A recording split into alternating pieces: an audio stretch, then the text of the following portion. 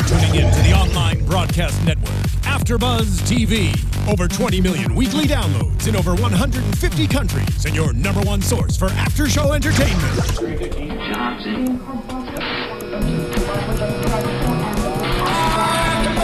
AfterBuzz TV, the destination for TV superfans, producing after-shows for over 300 of your favorite TV shows, interviewing celebrities and showrunners, and bringing you behind-the-scenes exclusives. All thanks to E! Entertainment's Maria Menounos, producer Kevin Undergaro, and internet leader Akamai. Now, let the buzz begin! I don't know. Hello! That is the music for The Good Wife. We are here doing another AfterBuzz After Show for The Good Wife. So exciting. I have people in studio with me tonight. Thank goodness. Yay! I almost knocked it over. Who do I have here tonight with me? What's going on, guys? I'm Bobby DeMuro. Welcome back. Oh, and I'm Tara Johnson. So happy to be here with everyone. Yay! It's pretty good to have you back, and it's lovely to have you join us. Thank you very much. Thanks for that invitation. I'm happy to be here. Good, good. Well, I want to start talking about Mr. Cary Agos. Let's do that. There's been, he's like a heavy hitter, I feel like, this season. I don't know if I'd go that far. He's getting hit. Well, multiple times. Yes. And they're not letting up. First and foremost, and I know this is already prediction territory, and that's a faux pas, but we got to get there. We got to get there in like half an hour. Let's get there very, very briefly, but very specifically. Is Cary going to go to jail for 15 years based on what we know after 3 episodes? No. You guys really don't believe that? No, I think they're going to. I really don't believe that. They're going to stretch this out probably until episode 7 or 8. Oh, they'll stretch it out for like 4 seasons. Right, but no, not for 4 seasons. You don't think he's going to go to jail? Mike, who plays Lamont Bishop, was in studio with me 2 weeks ago, true. and he definitely said, you know, you'll see a lot more of me in the season than you've seen of any other episodes or any other season. But he is not a series regular, so this is not going to continue on because I feel like because of the circumstance of this case and the way that they set it up around the drug deal with Lamont Bishop being kind of the backer of it, allegedly, they'd have to keep him in line with this to keep the case dragging out. And I will hold what I have to say based on what you just said, Courtney, until my prediction, because I do have a prediction. She's going to save her predictions for predictions. I'm trying to answer 2 against 1. Just like Del Paul in Christian arbitration, I'm just trying to get it from the horse's mouth and ask the person, let's not go around, let's go right there and talk about it. We are not, I'm just saying on the record, we are not using the Matthew process to discuss this episode tonight. No binding Christian arbitration. No. I loved that, as a matter of fact. First book of Samuel, 16:7. Have to put it out. I loved it. That was fun. But back to Cary. Yes. Sorry, guys. We are on topics, but off the topic we're talking about. So, Cary, do you think he should get put back in jail? Do you think that they're right to, you know, keep fighting and have him at the end of the episode we see not go back? Well, look, I mean, he might deserve to get put back into jail. I don't know what Kalinda said. I think we can all speculate probably about what she did say and who she told what to whom. Well, she said it to Cary. She told him what happened. I'm talking about with Lamond and Trey and those guys. But to get to Cary's point, this is kind of where I'm going with Cary about going back to jail. Kalinda is not as good as investigator as we kind of thought she was and as she has been. In this case, with Lamond Bishop, she has kind of failed and stepped on toes as an investigator again and again and again now. Yeah, but I definitely think that has to do because of her relationship with Cary. So I think she needs a slower roll. Completely messing up. Exactly. Yeah, I am not loving that. No, not at all. I hate that they still do what they do. Absolutely. I want it done. Completely. And stop doing it. They are no Alicia and Will. Right. Whoa. Let's not even talk about the same ballpark. That's what I'm saying. This is like Major Leaguers versus Double A. Come on now. But her mistake this week could have really cost him for his bail to be revocated and go back to jail. And she knows that. Or, hey, I don't know, she should have learned his life. Absolutely. And maybe hers too. You can't play with fire. Kalinda is in a situation, she likes to be in control or think she's in control when she investigates this thing. No matter how smart she is, she's not street smart in Lamond Bishop's way. So she will never be in control in that situation. And you're going to see a lot more Lamont if he comes back telling her, do we understand each other? Yeah. A lot, because he's going to intimidate the hell out of her if she keeps trying to do this. And at one point, if she keeps trying to do this, she's going to step too far and something really bad is going to happen. And she needs to know that and back off. But all of that is assuming the case continues to move forward, which has nothing to do with Lamont Bishop. That has everything to do with Castro's office. Which I think it will move forward. There's no doubt. Do you think that it's actually Castro behind it, or do you think it's Polmar now? Do you think it's Finn?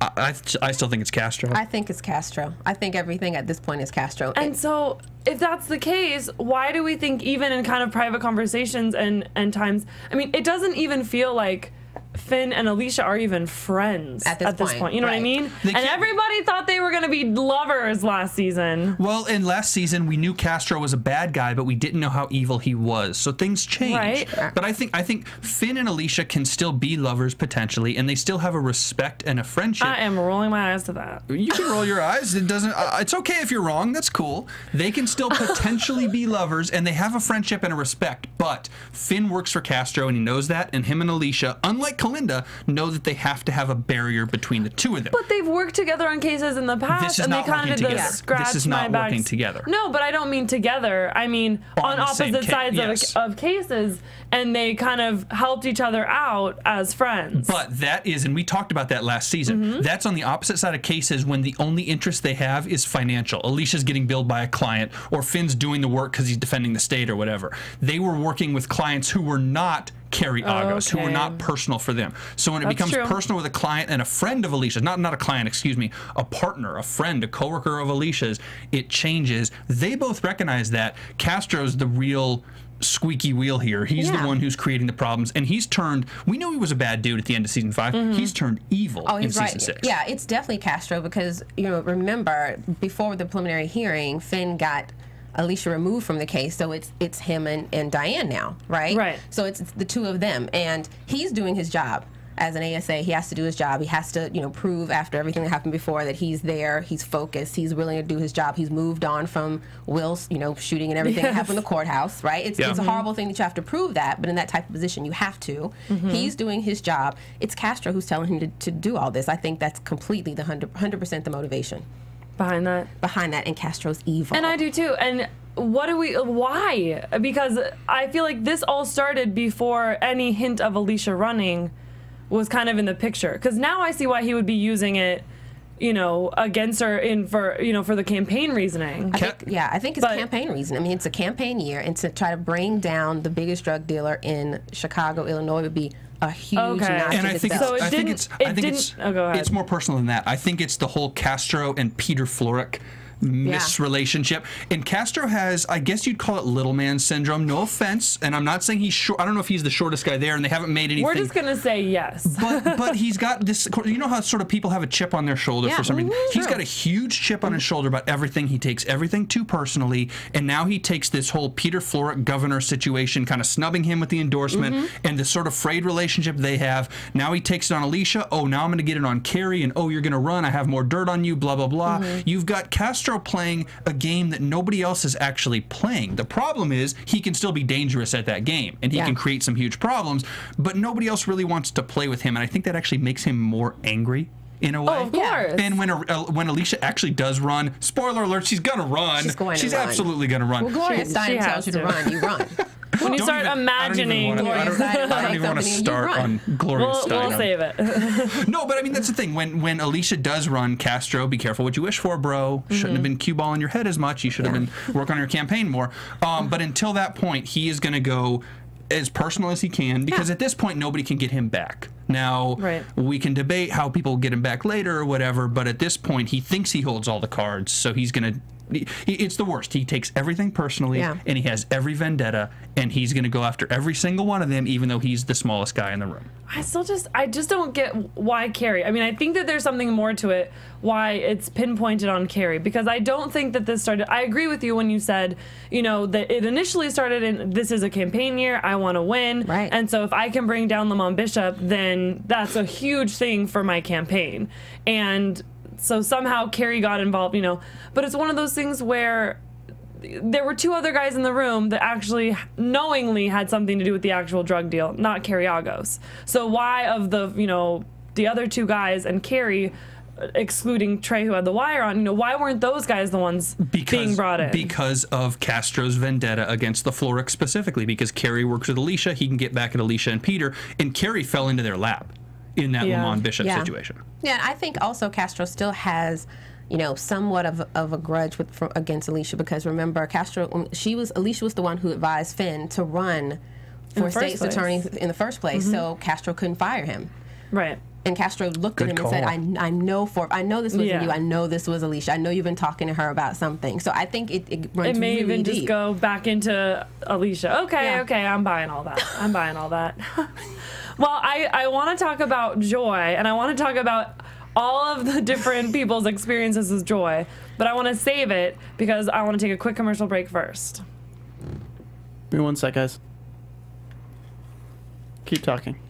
Okay, well, we can talk about Carrie with Joy first. Joy is a joyful. Joy Brubeck, the pre-trial service What a officer. joyful woman. Yeah, I've heard the PSO. I haven't heard that. I'm your PSO, your pre-trial service officer. I have heard that more in this episode. Like, I've never even heard that. I didn't know that even existed, honestly, See that until this episode. Little sly way to say, hey, somebody over here doesn't have a criminal record. Never heard it in real life. Yeah, Never. sure you haven't. Okay. No, went to law school, but did not have, No, hey, listen, Joy. It might be a made-up TV term. No, I looked it up. It's real? No, Joy's, okay. Joy's a bundle of joy. She's a great person. Did you notice on the phone multiple times she was on the phone having to defend herself? I didn't say that. Yeah. So it makes me think, and I think we know this, Joy's not so good at her job. But she said, I do this because I care. I know I don't sound like it, but that's just how my voice is. But I think she's done it for probably 35 years. Clearly she can do it in her sleep. Well, and I mean, in the episode, obviously, we see her report in favor of Carrie staying out, and and so it's one of those where I feel like they were kind of using her attitude and that character type to build up to the flip, right? That you kind of think and know it's coming because it's just the way the world works in movie and TV land, but it's just something that they did anyways. I guess. Well, before we talk about Alicia and Diane with Joy, we'll go take that commercial break. Wherever you live in this great country of ours, Dish can bring you great TV. From the big city to the farmlands, high on a mountain or low in the valley, Dish delivers all the great movies, shows, and sports you can handle. Monthly packages start at just $19.99 a month for 12 months. This is your day, America. Get Dish and get thousands of TV shows and movies on demand and free installation in up to 6 rooms. Visit dish.com/AfterBuzz. That's dish.com/AfterBuzz. Limited time offer, 24-month commitment and credit qualification required. Cancellation fee and other restrictions apply. Requires a clear view of the southern sky. Call for details. Did he just say we can get Dish for just $19.99 a month? Well, yes, he did, dear. And what do we pay for TV now? A whole lot more than that, dear. And why do we do that? I don't know. Get Dish. Go to dish.com/AfterBuzz. That's dish.com/AfterBuzz. All right. Well, back to it. So Alicia's the next person to go in and sit with Joy. And I loved it because I think she really kind of threw Joy off her game.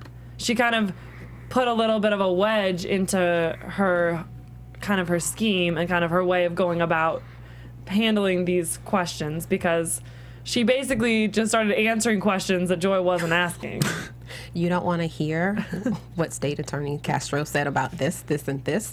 I thought it was great. I mean, I thought it was a fantastic way for Alicia to answer Joy's questions, but also give further background that maybe probably Joy in other cases, she doesn't get a chance to hear that flavor and kind of understand this full case of what's going on from everyone's perspective, as opposed to just, checking the box and saying, yes, no, your boss's name.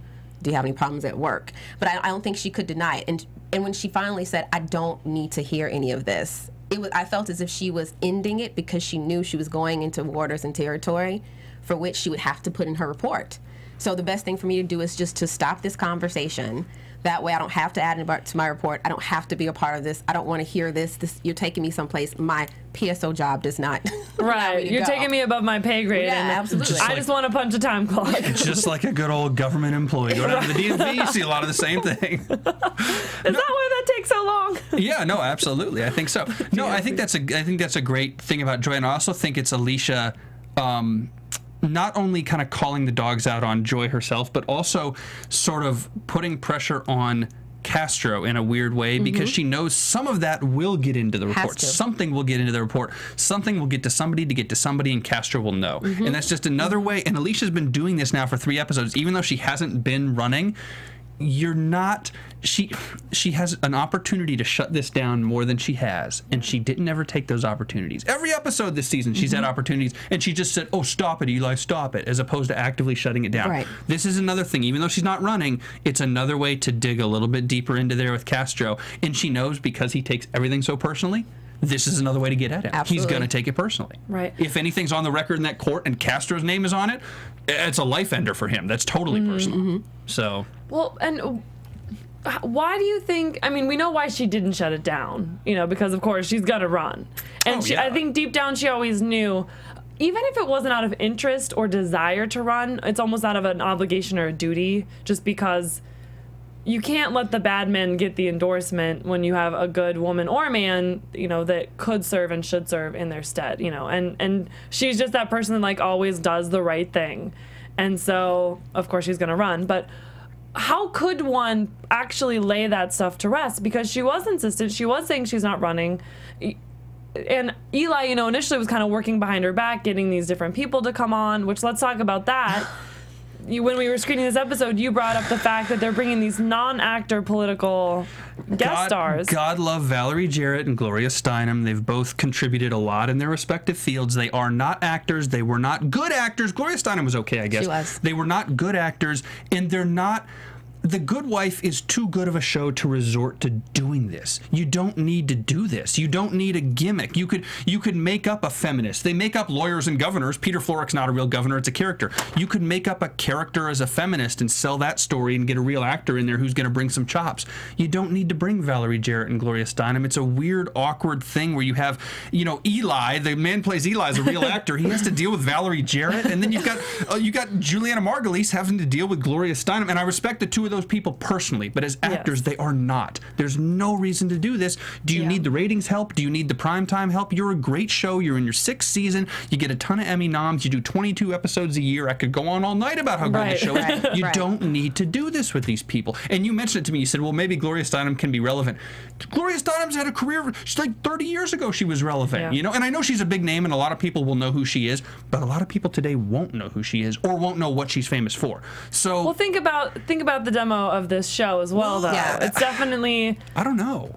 I really don't know. I think you're saying it's older than probably I think it is. It's older than we are. Oh, it might be older than we are. It's my father's age. I don't know. It is. Yes. I know a lot of people who watch this show who even would be that age and would say, Gloria Steinem, why is she on the show?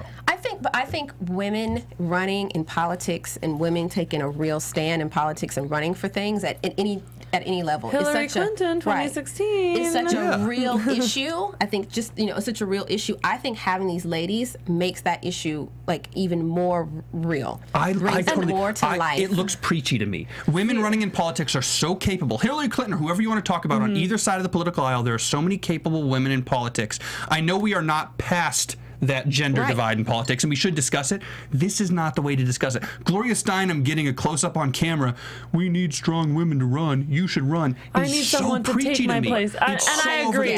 That scene was a bit much. I thought having Valerie last week, acting aside, was great. I mean, I get, you know, it's a quick phone call, it's a quick little meet. Fine, go for it. But having, again, you know, like you're saying, now I think it's kind of starting to feel a little bit like overkill, having two. It's just too much. And kind of the way that this episode went about it, you know, was Alicia's conscience, or I always say that word wrong.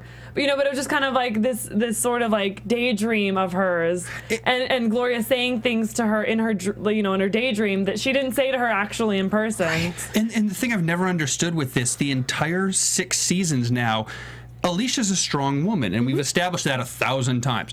We've never established her as kind of a radical's not the right word, but as kind of an activist feminist, as kind of a leader on women's issues in that regard. And all of a sudden, Gloria Steinem factors into her daydream as if Gloria Steinem's like her hero. Right. When have we established that Gloria Steinem is her hero? It just sort of popped up today, and it's like, wait a minute. Yeah. Alicia went being from a very strong woman and a very strong business person to now she's like on the cusp of leading women in society. It's like, where's the jump? I don't understand that jump. I don't know. I think ever since she had to speak at the ABA, and I guess that was in season 5, when people were saying to her, you know, you're a woman who, you know, has gone from being a housewife to now this woman who's this lead, you know, partner in this law firm. Hillary Clinton. Excuse me, I'm sorry, I think I'm getting sick. Stop it. I think it's starting to give that same impression of her, where she is this kind of female, you know, role model. And I think even when someone even called her that in one of the episodes, I can't remember exactly, but so I think they've been building up this type of thing. And honestly, I don't know. It's something. I mean, except for the vision that she had of, you know, Gloria Steinem speaking her, right? That vision that she had. I appreciated the Gloria Steinem, you know, conversation with her, because it really made me feel as if Alicia was a real woman who was struggling with the issue of, you know, I have this great law firm and I have this family, I have these kids. Like, what real women struggle. Right. Yeah. I love the line of, well, tell me a woman who isn't overwhelmed. Like, I thought it really brought it to home, except for that one scene. Which I agree. I love the conversation. I love the writing. But I agree with you. It could have been a fictional political person. They didn't have to bring in Gloria. They could have written somebody and given them the prestige that they needed her to have to have the same conversation. It didn't have to come from an actual, you know, real life historical political face. To put a question to you two as women, not to get too far off, but I'm genuinely curious about this. They're framing this in a certain extent, with Alicia potentially running for state's attorney, as run because you're a woman. We need more capable women. That may be true. We do need more capable women in regular society doing these things, but we need them because they're capable, not because they're women. And when you put it this way, we need more women, we need more women. Would you two, if you two ever get into politics, you wouldn't get in because, oh, I'm a woman, I should get in. You'd get in because you're capable and you have a legitimate platform and you're smart and you have things you want to run for and whatever that. It almost devalues it a little bit for her to say, oh, well, I'm a woman and I'm around, so I should run because I'm a woman. No, you should run because you're smarter than hell. Yeah. Is that wrong? No. I think it's totally, I mean, I think hands down, it's been proven that she is smart as hell. Like, that's not even a question. It's not like, up for debate. That's not even a question, right? It's not even an issue. But I think as a woman, it is. Well, yeah, of course. But as a woman, I do think, and maybe I don't want to say if it's unfortunate or fortunate, but I do think even in today's time, as a woman, you still think about those type of things because there's so few women in these type of roles of, you know, leadership. So you're right. I always think for whatever it is, the person should be capable of doing it. But I think for me as a woman, I do. I mean, I think of it as a minority. I think of it as a woman in most decisions I make. And if anyone wants me to run for anything, you tell Gloria Steinem to call me and I'm going to run because her speech did. And you're going to have visions. Yeah, I'm going to have visions and I'm going to run. I mean, I think if Gloria Steinem says run, you run. And I agree with what you're saying. I personally would not get behind something because I'm a woman and for no other reason. I would get behind something. I would run for an office. I would, you know, stand behind a cause because I believe in the cause and because I think as a person who happens to be a woman that I can help make a change for better. Exactly. And it doesn't mean you don't advocate for women's rights or women's issues too. Right. But Hillary because Clinton I believe in those as a woman. Whoever it is in the real world, they're not going to run in 2016 or whatever you want to speculate because they're women. They're going to run because they have a platform and an idea and they are capable and blah, blah, blah. But I agree with you as well, where you were kind of saying, you know, it still even if that's not the reason behind doing it, it does come into mind, you know, maybe teetering on the fence of, I believe in this, should I do this or not? It's like, well, we need more women advocates, and this is something that I actually believe in, so it's now become my duty to stand behind this as a woman and show and remind people that women are just as capable, in some cases more so than men. I just hope that is not her only. In most cases, women are more capable. I just hope that is not her only motivation. And I know don't think we think it is, but based on that Gloria Steinem vision, she said, "I'm not running. I'm not running. I'm not running." Gloria Steinem, maybe I'll run. Well, by the end of this episode, I think it was more also because of the conversation she had with Eli, absolutely, about the bad man and endorsing him. And yes, I think it was totally a ploy on Eli's part. I think he absolutely was manipulating and twisting the way that he presented that need to endorse tomorrow, going to endorse Castro because we have to endorse a winner, to motivate, like, if she's going to run, this is going to be the moment that she's going to have to declare it so that we can, of course, endorse her. But I think that she is running for the right reasons and not because she's a woman. And I think that plays into what you're saying about it kind of cheapens it with this gimmicky way of bringing in these political women rather than actual, real life political women, rather than just writing in a character or giving her something else to motivate that decision. But I do think that the conversation about Castro kind of towards the end and knowing that he's not going to let up on Carrie, right, that did it. is the final kind of straw for her. Mm-hmm. But that's just me. But she hasn't declared 100% that she's running. Oh, she's running. No, she's running. With those final words, you wrote them real big. I'm gonna tell you right now. Next week on the episode, Sarah Palin's gonna come on, tell her to run. That'll be the trifecta of women: Valerie Jarrett, Gloria Steinem, Sarah Palin. She'll go on and run. I'm kidding. I don't think Sarah's coming. No, I don't think we'll see Sarah. But Sarah would do it. And I don't think that would make Alicia want to run. See, I didn't want to say it, but there you go. Thank you very much. I'm pretty sure they're Democrats. Well, you think? You think the Chicago political machine? You think? So, all right. Well, let's talk about their case, because it's a little bit interesting watching Alicia and Dean step in and kind of work as lawyers for a case under the supervision of Carrie because he can't represent his clients. And also in this very odd circumstance where they decide to go into arbitration. Christian. But not normal arbitration. And you said you loved that part. I did. I love that part because as a lawyer, and I'm not a litigator, I'm a transactional attorney, but as a lawyer, law is such a black and white type of thing. Mm-hmm. And this binding Christian arbitration brought in all the gray. And I just made all of the litigators so uncomfortable. Your objections mean nothing. No, I object. Speculation. I think he can handle it. Yeah. Are you telling the truth? Right. Let's just ask him. You can keep telling the truth. I loved it. It just felt as if it were fish out of water, you know, trying to make them figure this out. But then, of course, by the next day, they were like, Carrie, let's play this to our advantage. Yeah. Well, no, let her speak. You know, your husband, a good God-fearing man who's no longer with us. What would he have said? I loved it. I absolutely loved it. They played it both ways. And I loved getting to see Alicia and Grace kind of touch on this subject yet again, because we've seen throughout the whole series, as Grace got more interested in God and kind of found her Christian group and got baptized and all of the different things that she's been a part of, we know Alicia's standpoint, she's definitely an atheist, has kind of always been, without question, you know, because she's a fact. She doesn't like gray. Yeah. You know, she's probably very scientific in her thought process as well. And the God thing just didn't really fit into any of that because it is gray. And I loved that conversation between them because she was, you know, she was like, well, I can use this and I can use this. And Grace is like, but Mom, but that's just one verse. Right. Like, you have to use it in context of the entire Bible. Proof texting. Right. Proof texting, yeah. I'm like, Grace knows these big words. Right. She's like, I'm a lawyer. I just need precedent. That's what I do. And I also thought it was interesting, and you tell me if this came up in your minds, I thought it was interesting that Alicia then made the comment that, you know, did you just come up with that right now? Because, like, that sounded smart. Not that she thought Grace was dumb, but this whole God conversation, this whole religion thing, it didn't sound so dumb in that moment, and I think that kind of gave Alicia a minute. Like, she kind of like took a minute. Yeah, I think from such a black and white world of being an attorney, especially the way Alicia's character's, you know, set up, and the fact that she doesn't believe the same thing Grace believes, I think it's just really easy for her to discount.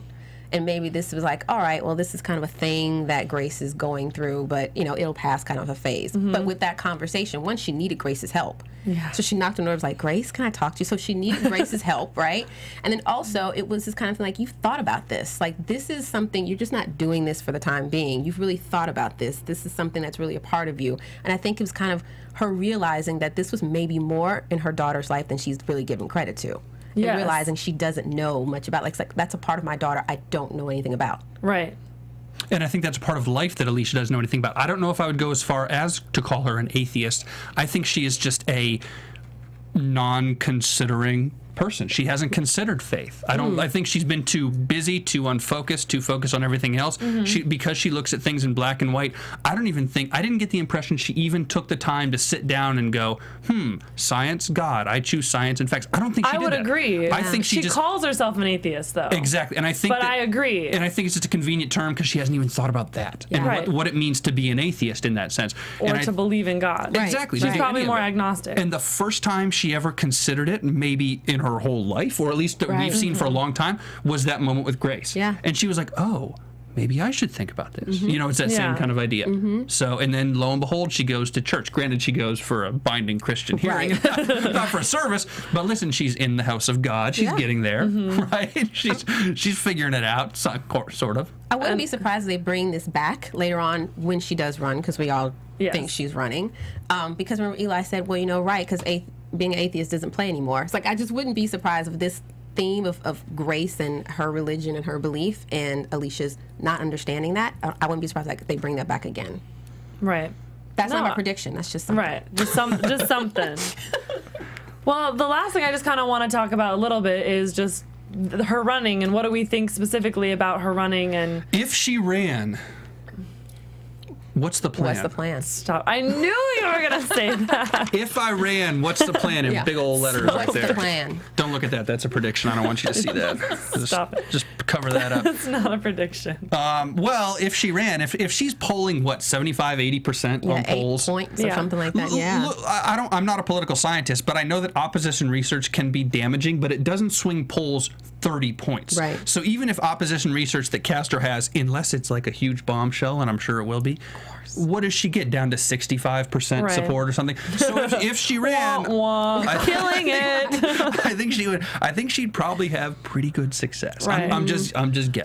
So let's talk about that, though. I mean, the conversation that she had with Castro at the end, towards the end, where he's bringing the Will card back in. I mean, and that's the first talk we've really heard of Will. Do you know what that is? This season. Total desperation. Oh, of course. She's walking away, and he's like, your lover was killed in my court. It's like, dude, that's like a soap opera line. What are you doing? You're desperate, man. He's mad he has no hair. That's what it is. And he is the least attractive of he and Finn. I'm just sorry. Of the men on the show. He is. Of all of the men on the show. I mean, Tay Diggs is now on the show. I mean, he is pissed. Hey, side note, Tay Diggs, he's working on like 15 television shows this year. I mean, he had a great career anyways, but he's like, good for Tay Diggs. Congratulations. I did Murder in the First on AfterBuzz that he starred in. He's all over the place. Oh, please. But all over the place. The Good Wife, such a good show, obviously recognizes good talent when they see it. Yeah. Seriously. So Tay Diggs is doing work. But back to the point at hand. I even forgot what we were talking about. I got so excited about Tay Diggs' career. You don't need me to be excited about it. I just want to say that. Let me give you a little hint. We were talking about Alicia and Castro and her running and all the comments that people are, making to her. She hasn't really talked to her office, her staff, her partners about this. But they confronted her, saying, we heard you're staffing your campaign. Yeah. And she was like, I'm not running. But she can't say that no longer. Like, she can't continue to say that. So what do you think happens with all of that? You know what I mean? I mean, somewhat of a prediction. I just don't see how. Well, I'll go and say it. I don't see how this merger is going to happen very smoothly. Like, to me, it's just going to blow up. And if she's running for state's attorney, it's just going to go down the drain. Well, here's my question, though. If the merger blows up, where does Diane go? Because she is not going back to David. Obviously not. No. Yeah. I feel like we're gonna see so much less of that entire spectrum of this cast. I agree. Now, I think there's a different future. the tension and the issues are going to be internal now. Are we done with Michael J. Fox? No, I don't think so. I don't think so. Maybe a sprinkle here or there, but I don't think. No, because they'll have a case against him. Because that's how they always bring him back. That's how they always bring him back. Yeah. So, but you were saying, you don't think the merger's going to go smoothly. Why not? I think it's just too many. I mean, too many leaders and not enough space, and Carrie didn't want it. But we saw Diane and I keep wanting to say Tay. Dean is his character name. They're going to finance to get the second floor, so they're going to have the space. In exchange for an executive committee, which is exactly what Carrie did not want when he and Alicia were talking about this vote. He was like, they're going to try to take over, which they are. I mean, they're the 6th biggest departments at LG. At the second biggest, or one of the top law firms in Chicago. They're not going to come to this startup, as everyone loves to call it, the startup, and not have some kind of real leadership power. That's what they want. And if it takes financing the second floor, because now they are bursting at the seams, they need it. All right, well, that's just, they know the finances of the company. It's right. How can you They turn don't that have deal a down? choice not to. They don't. But at the same time, it's risky because they've left. Maybe for some of them, but like for Diane, there's no going back. No, and for Dean, I don't know. I don't know if he can go back or not at this point. So it's kind of like at some point they have to merge. Well, they could take Diane and the other partners, the 6 largest departments, and they could start their own thing with Dean. I just don't see that happening. That's too startup for them, I think. They want at least kind of like a little bit of a bone structure. Not if Kalinda's with them. Well, true. Right, I just don't see the merger's going to be the big issue. I don't think that'll. It's not going to be perfect. Right. But I think that it's going to go smoothly enough, and that things are going to start to kind of like trickle into place, because they're going to want to bring David back. They're going to want to bring Canning back, and we're not going to have that if there's too much tension locked into just their own office. I think. Well, let's go into predictions, because all this is kind of getting into predictions. And now, your AfterBuzz TV predictions. How appropriate for October. Can I open up a question for you guys in predictions? I'll ask for your answer on each one of you. Who is going to be next week's public figure, celebrity woman? I knew you were going to ask. No, seriously, I joked it was Sarah Palin. I know. I have some options for you guys. Oh my gosh. Okay. Senator Elizabeth Warren. She's a sitting senator, though, so I don't know if she'd take the time to film it. Nope. But she is very big on women's issues and stuff like that. What about Laura Bush? You can go to the right side of the aisle, but you have somebody very likable. And let's hit the big thing. I don't think she's flying out of Texas to go to New York to do this. Michelle Obama. Now, I will say Michelle Obama doing a cameo toward once she's elected. I don't know. I will say that if Alicia runs and wins, a little cameo from Michelle Obama, it's not too far off. It's not too far But you're saying next week, or you're saying week. Okay. No, if Michelle Obama shows up on the show, Alicia will run and she will win, because the president, like the government, the U.S. government will be like, we can't have Michelle Obama back a loser, even on TV. Like, she will win. Eli would have no less. Eli might be working out some Michelle Obama. No, I don't mean Eli. I mean like the actual government and the writers. They would say if Michelle's going to do the show, writers, she has to win. Alicia has to win. We have to get a contract. I gotta say, okay, that was a good one. Do you think Alicia will lose? Like, do you think that's gonna happen? If she runs, and she probably definitely will run, I think she'll definitely win. Yeah, absolutely. How boring, though. But I was about to say, it was so much more interesting if she loses. Well, but stuff's going to come out in the meantime, and she still has this thing with Carrie. Her partner is possibly a $1.3 million heroin smuggler. It's not. And yeah, but in the court of public opinion, you're already convicted. Forget it. And then you've got this thing with the kid with the son. Who knows what that's about? Right. We saw that in the teaser. Right. We guess it goes back to the marijuana thing. And remember, we've got sex scandals with Governor Florrick still. So there's a lot of elephants still. Oh yeah, in the little. I want to say. Can I say tart? Yeah, but no panties at work. Stop joking. I can't even. I was like, please, you're too old. Like, I don't see the issue. Bobby. And this is why women need to be in politics. Very much. Because otherwise it's going to be guys like you. Don't go into politics. It's guys like Peter Florrick. Stop. But that's the thing. I'm just like, Peter. Yeah, like, stop it. And I can't believe that Eli just kind of like rolls with it. Yeah, that's going to come back. It has. I hope his daughter comes back, too. I was just going to say the same thing. I think she's going to work on Alicia's campaign. I love her. That's my new prediction. Yeah. Loved her. Pulling that out of left field since we're using baseball terms or baseball analogies. Michelle Obama. I'm going to stick with that prediction. She's not going to be on there next week. You're going to see Michelle Obama on The Good Wife this season. Oh my gosh, can you tweet her? Yeah. She reads 1 million tweets a day. She'll get mine, for sure. She'll get mine. You need to send her 1 million tweets every day. You should do it. Just tweet her once. I'm telling you, my list: Michelle Obama, Elizabeth Warren, Laura Bush. That's my list of 3. That is I'm looking over. I'm gonna have to think about this and come back to you. I would also throw in, if you want to go right wing, what about like a Michelle Bachmann, not doing anything anymore, gave up the Senate seat? Well, and you clearly think that they're using, everybody. old timers. I think they're just using people who were around, who were women, who were strong women in power, so regardless who's of in your New political York? Because they filmed this in New York. Well, that's a good question. So you know, it's got to be somebody there. But I think they've played this card enough. So I hope so. I think they played this card enough. Who is that former Secretary of State who was a senator in New York, who's also the wife of a guy who was a president? What's that woman's name? Rudy Giuliani.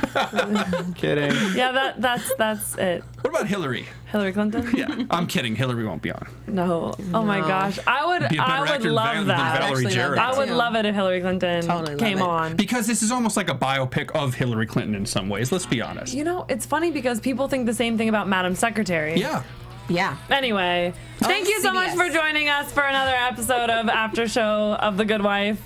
Who am I with? Where can we find you? I don't know if I should give out my Twitter because a bunch of people do it. I'll give it out. Yell at me. I'm at Bobby DeMuro on Twitter, at Mr. Bobby DeMuro on Instagram. How about that? This is Tara Johnson, and you can find me on, I think, Instagram and Twitter at TJ Wagging Her Tail, WAGGIN. And I am your host, Courtney Henderson. I can be found on Instagram and Twitter at COUHEN. Thanks so much, guys. From executive producers Maria Menounos, Kevin Undergaro, Phil Svitek, and the entire AfterBuzz TV staff, we would like to thank you for listening to the AfterBuzz TV network. To watch or listen to other after shows and post comments or questions, be sure to visit AfterBuzzTV.com. I'm Sir Richard Wentworth, and this has been a presentation of AfterBuzz TV. Buzz you later.